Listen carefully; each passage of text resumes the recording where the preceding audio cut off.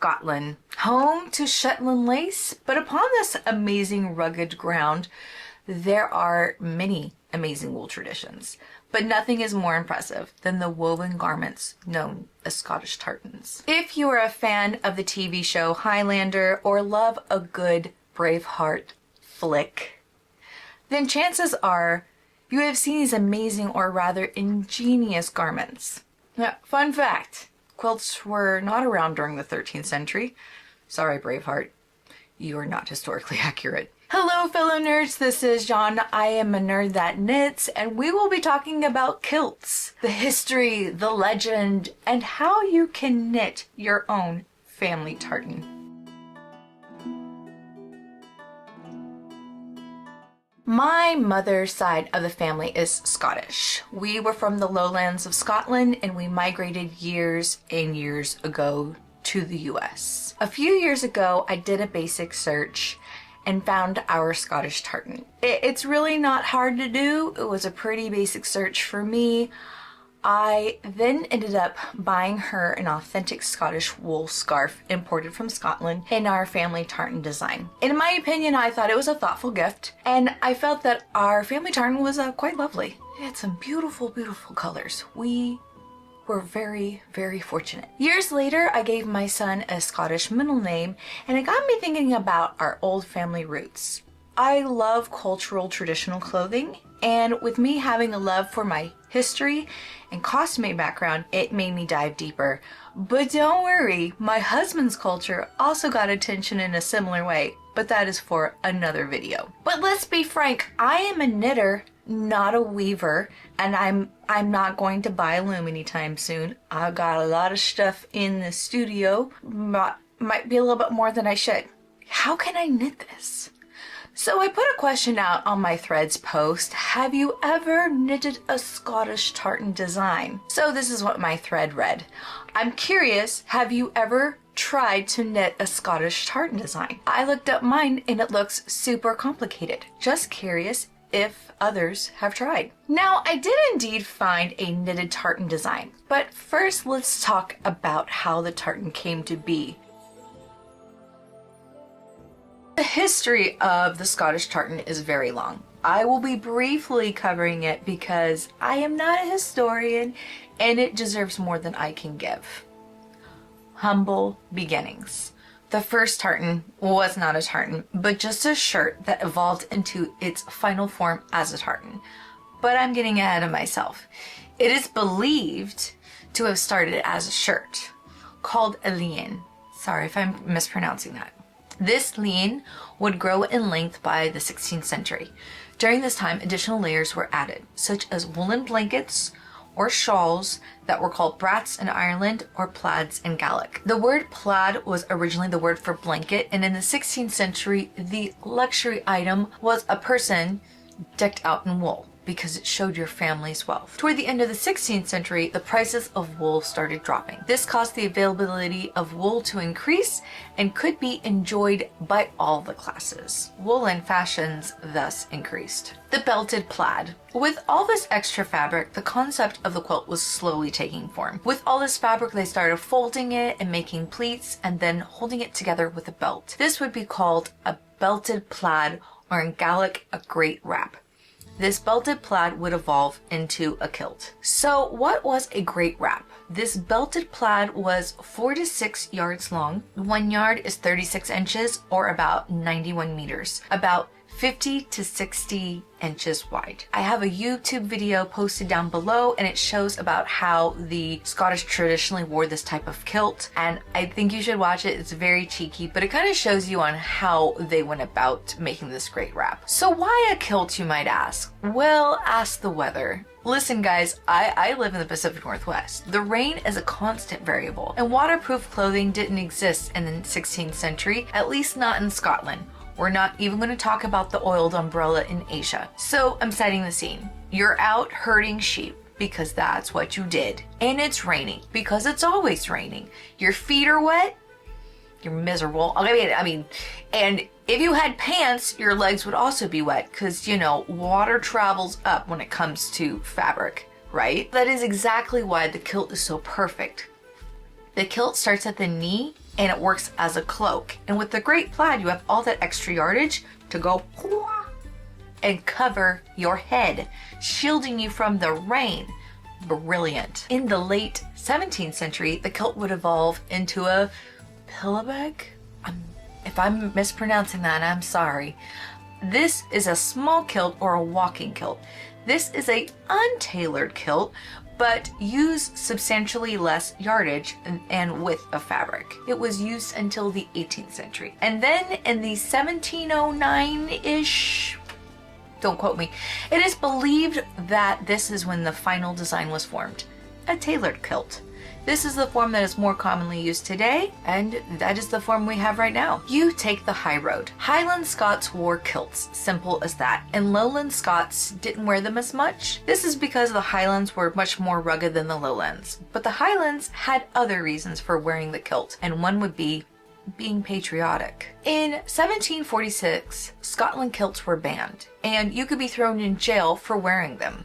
This lasted for 35 years, and the reason was due to a situation called the Jacobite Rebellion. Now, I won't go into the Jacobite Rebellion, partly because there are amazing historian YouTubers out there that can talk about it at length, and personally, I don't want to botch it. There are a lot of details. History is not black and white. There's a lot of nuances that I don't know nor can explain. We'll leave it at that. So after 35 years of not being able to wear kilts, they were finally allowed to. But at this point, it wasn't very common, mainly because of the long-term ban. Sir Walter Scott. Well, long before Highlander, there was a novelist, Sir Walter Scott. The year is 1810, and Sir Walter Scott is writing about this magical place called Scotland. Oh, what a tangle web we weave when we practice to deceive.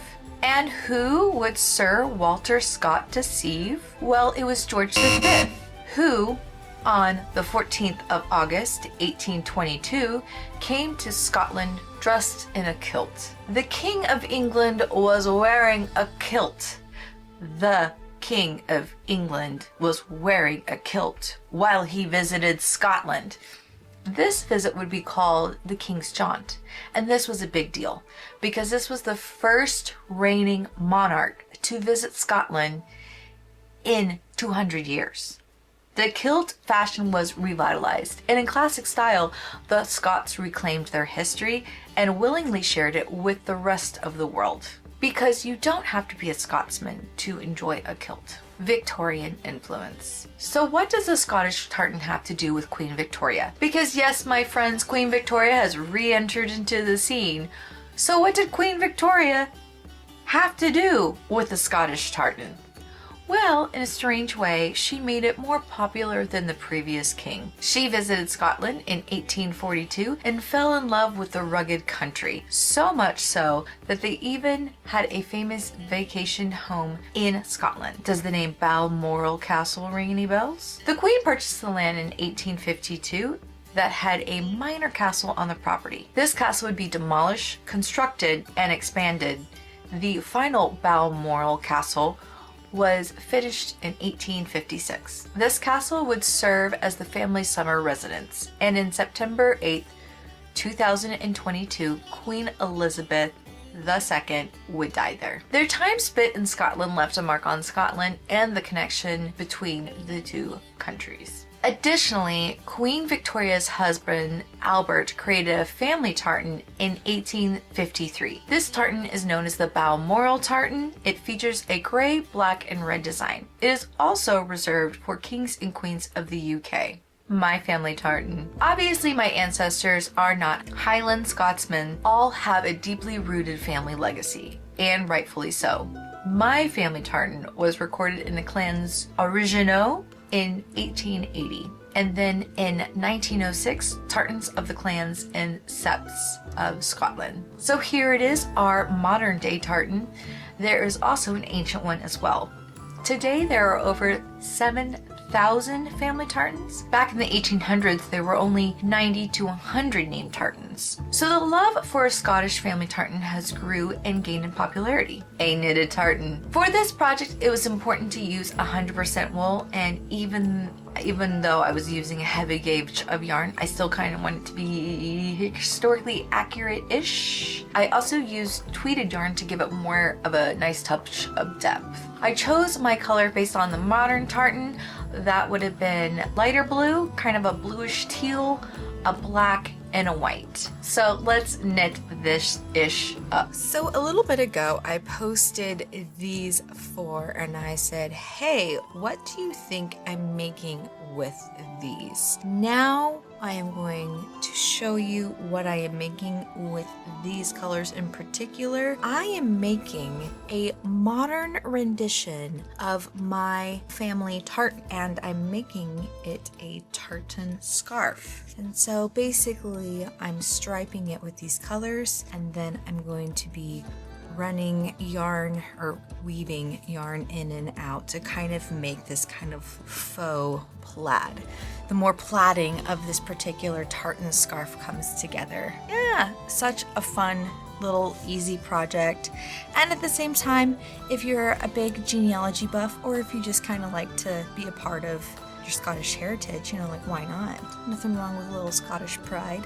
So this pattern is free on the designer's blog, but I just purchased it because, I mean, it was $5. Why not? We want to support our designers out there. So it was sweet that she gave it for free. So you can get the free version, or you can just buy her pattern for $5. Now, basically this pattern says to knit up the design and then block it and then put in the vertical weaving that is going to make more of kind of like the plaid look. So I'm definitely going to do that. So right now I'm just finishing the piece up, and then we're going to block it, and then we're going to put in the vertical lines and put in the little tassels, and we'll go and cover that in another piece. So this is where the real magic comes in, nerds. Let me tell you, I undershot this part. This right here is obviously the piece that we knitted up, and then you need to make sure you have a lot of yardage. I might have gone a little crazy. A lot of yardage just left over so you can interweave all of these bits. Now on the pattern, it actually has kind of a color sequencing you can go, but this is when you can kind of like do your own pattern sequencing. In the tartan, in my family tartan, there's a lot more black and white. I really wanted to incorporate that more than just all of this because they use so much of this teal. I'm like, what, the whole thing is already teal. I don't want more teal since it's already there. And so that's kind of what I'm doing. I'm incorporating more of the black and white motif. This is so fun. It really is kind of like, it's exactly what I hoped it to be like. And so we're just finishing up the vertical lines. And then after we do the vertical lines, we're going to do the twisting of the tails. This is kind of my way of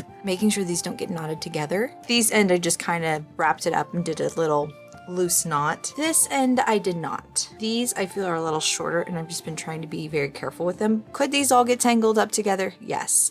So I've been very mindful. This is my beginning part, and then that was my end, and that's why there's a lot more. Could I be better at using the amounts of yarn that I have? That's for sure. This yarn I got particularly for this project. I probably will just keep the leftover yarn for something else. Yeah, I mean, there's definitely ways that you could probably save the yarn. I am loving how it's turning out. I'm loving the colors. Just for if you were planning on making this project, this had to be blocked first. So once you finish knitting up this piece, then you have to block this part, and then you're adding this. So that kind of threw a wrench in my plans because I had to take some time off for this to dry, which took a lot longer than I thought, and then put these in, which also I was like, ooh, that's more time consuming than I thought. So if you're like, ooh, I can get this done in a week, which is kind of what I thought too, need to rethink your time constraints. This, I feel, is it's a burn project. You think, oh yeah, I'll be done with it really fast. No. But I'm loving how it turns out. It's really fun. You could go really big scale with this and make it a ginormous blanket. It'd be oodles and oodles of yarn. I'm gonna keep on working on this, and then we'll get to the tails. For this part, I've just kind of been going opposite of what's going on. Here, this one's been done, so I'll kind of go under that one up. And sometimes I'm like, oh, it's wrong. That's fine. Once again, this is not perfect. I am definitely not a perfect knitter. See how that one was too stretched too long because I skipped a couple of stitches? I could go back and fix it, but you know, it really is okay. If you're really gonna be nitpicky and want it to be perfect, then that's totally what you can do. I am not a perfect knitter. So that's basically all you're doing here is you're just picking up every other. What I've been doing is I've been trying to eyeball this to this, and that's kind of where I'm going. So that's kind of how I've been doing. Sometimes I overshoot it, like there's 2 stitches or 1 stitch or something's off, and I just go with the flow and try not to have them be too long. Obviously this one was a little too long of a float if you asked me, but I don't know what happened there, and that's fine. So yeah, it's just like in every other kind of stitch, and you're just kind of weaving in through the bumps. And then towards the end, kind of make some space, wrap, little tail twist. But sometimes if you're really worried, you can like double loop it, double knot it. Also, as you can see, kind of needs to be pulled out a little, and sometimes gravity will do that. So we are, like I said, are on the weaving part, taking a lot more time than I thought originally, but just look at this design. This is simplistic, but it's so beautiful. And I put it on, and oh, this is a warm. This is granted, this is worsted weight. Other plaid patterns out there, but I think this one is really fun. And I just encourage you that if you're really interested, someone that's interested in genealogy, you can look up your family genealogy and see if you have any Scottish genes, or even if you don't, just pick some really cool colors. You know, you could do hot pink, you could do neon, you could do purple, you could go for lime green, you could go for some really fun colors and make your own plaid like this. Don't just assume that I'm saying that it's Scottish heritage, that you can just leave it at that, because this is for everyone, and this is such an easy little project, if you ask me. Okay, so we are going to carry on the weaving, and we will see the finished project once it's, so we're not done yet, but we're almost there. Want to be 100% frank on this. This was a little longer project than I expected to. You knit the piece up with worsted wool, which didn't seem like it would be a lot, and then you have to thread your wool that you used through each section vertically. That ate up the most time, and then on top of that you also did the little tassels.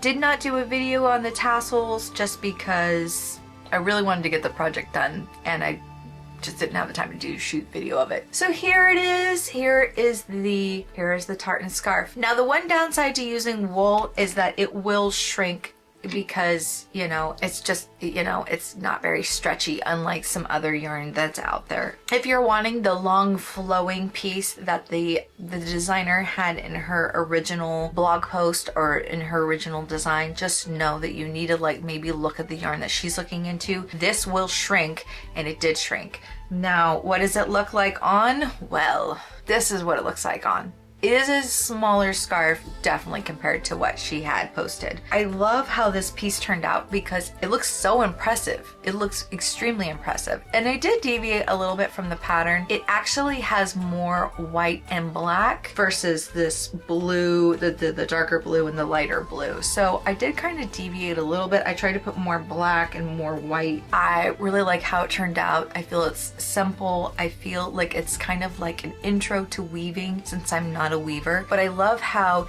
you can kind of get, you know, a concept in knitting in this way and it still have like a really big impact. This is very impactful. I think it's beautiful, and it's just a very well constructed pattern in my opinion. I just want to thank threaders that had posted this pattern when I had posted it in my Nerd That Knits thread post, and so I really appreciate that, and thank you for sharing this lovely pattern. Now there's a couple ways that you could go about this. You could do a fingering weight. I feel like it would take you a gazillion years to make it that long, but you could. So you could make this a lighter, you know, you could even use lace weight, even though I don't know if I'd want to. There's other ways that you can make this lighter for sure. This is a worsted weight, it just knits up really fast. You could use a DK weight too. So there's other ways that you could kind of modify this pattern. Obviously you can get into weaving and you can weave your own, but this was just such a great introductory. And you could do this with a lot of things. I think the threaders had said that she uses the pattern for pillows. So I mean, you could take this concept and put it into other areas. What I love about this is that any beginner could do this. This is a really easy, perfect beginner project. It's just very time consuming. So if you don't know how much it's gonna take, just be wary that it does take some time, because I also kind of did not realize how much time it took. I really hope that you enjoyed the very briefest of deep dives I did on kilts. It's very fascinating. Please look into more of Scottish heritage if you're interested, or if you want to know more about kilts. There's just so much amazing legacy when it comes to the woolen traditions in Scotland. It's just mind-boggling. Every time I learn something new, I'm like, oh, this is going to be so much fun to share with everyone else. Thank you. Happy knitting, happy crocheting. Please like, comment, and subscribe.